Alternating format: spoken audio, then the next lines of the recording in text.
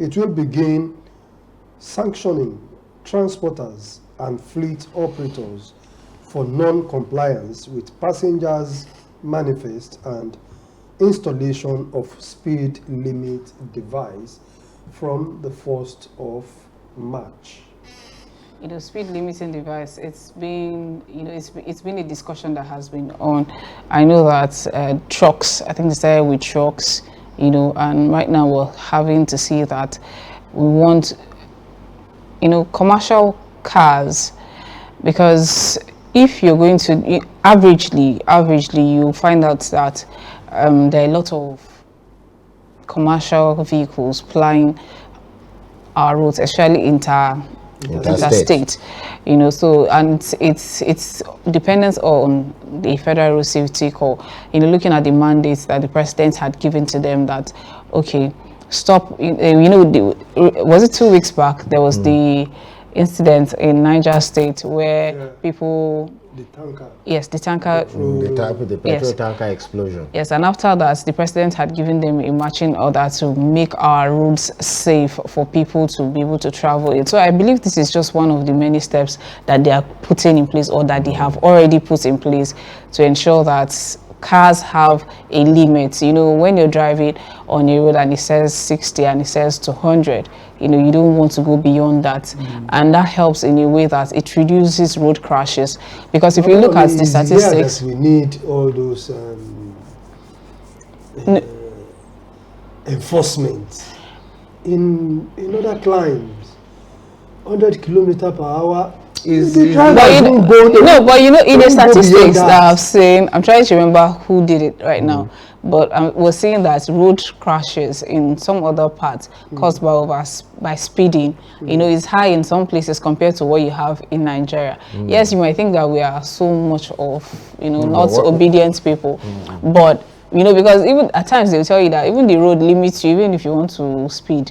But we're having good roads right now in some parts, in some places, in some parts now. If you're traveling a stretch, at least from Ibadan to Lagos, it's a smooth rail. Okay. From Ibadan to Lagos. Okay, from I think maybe somewhere around Oyo. From Ibadan to Oyonko. Even that one is still. I'm just saying that at the end of the day, there are some roads that are good. Some are not good. Do you agree? Yes or no?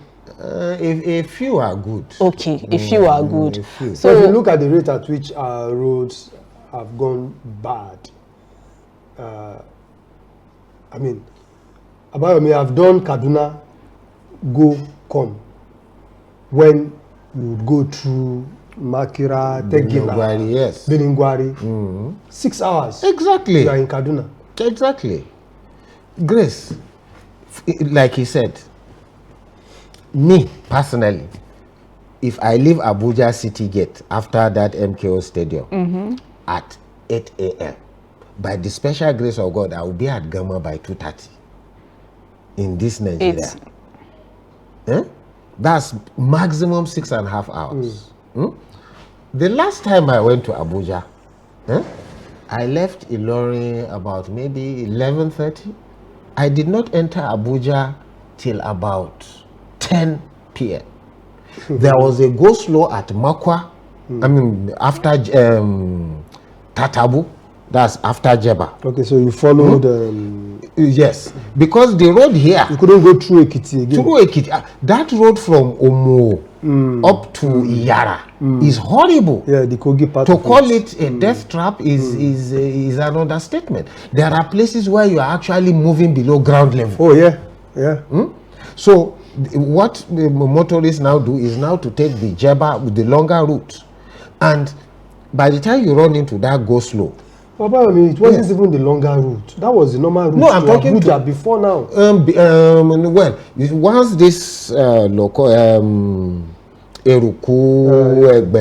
Kaba, Lokoja, even passing through Okene, that's going through Lokoja, Okene. Ordinarily, you just pass through Obajana, Kaba, But even that one, the road was constructed by Dangote, a concrete slab road. The road is in bad shape now. But the most horrible one is the Ekiti one. I mean, that's Kogi through Kogi, yeah. up to maybe a little bit after Omo, you know. But otherwise, the roads they are not in good shape. In the 8 years of Buhari, the Ilorin-Lokoja highway, they are at best they are approaching Omupo now. Huh? So what is the road? The Offa bypass. Is more than 10 years. They have not bypass of Offa. How much is what is the total square kilometer of the Offa local government that they will do a bypass in like 10 years? Well, let's not deceive ourselves.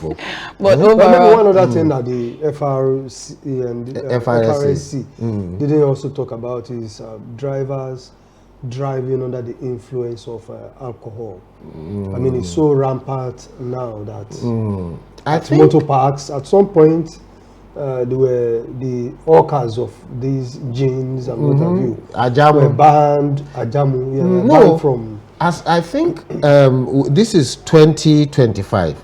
In 2019, there was a law regulating the minimum volume of alcohol that can be sold as a unit. Yes. And it was said to be 60 centiliters. Most of these sachets ones are like from maybe 10, 20 centiliters in most cases. And just like we now have smaller packs of Bonvita, Milo, and beverages,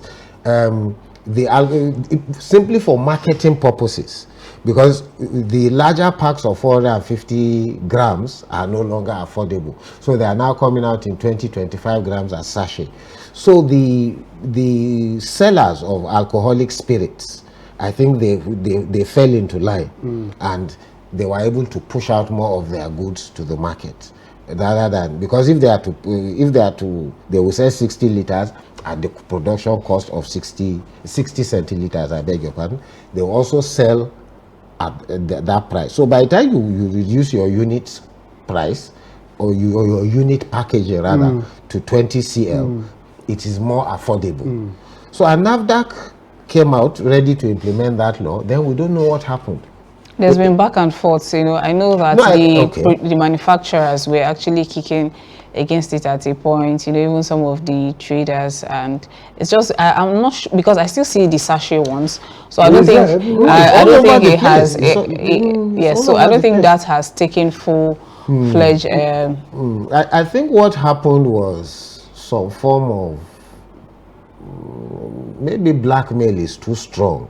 Let's call it pressure on government that, look, this is the things that we are selling, and because of that we are keeping people in jobs, and we are even paying tax, and this is a government that is clearly a taxation-based government, as they are. So how do you reconcile road safety? Drink, don't drive. When you drive, you know, maybe if we up the fines, the fine is I think about 5,000 or thereabouts of driving under the influence. The fine, I don't think is beyond 10,000. Maybe if we increase the fines, maybe it could help. It's the carrot and stick approach that we're looking at. And it's easy to detect if someone is under the influence. Yes. They have this and also thing. Yes, and it's also going to be a time for us to probably do more sensitization.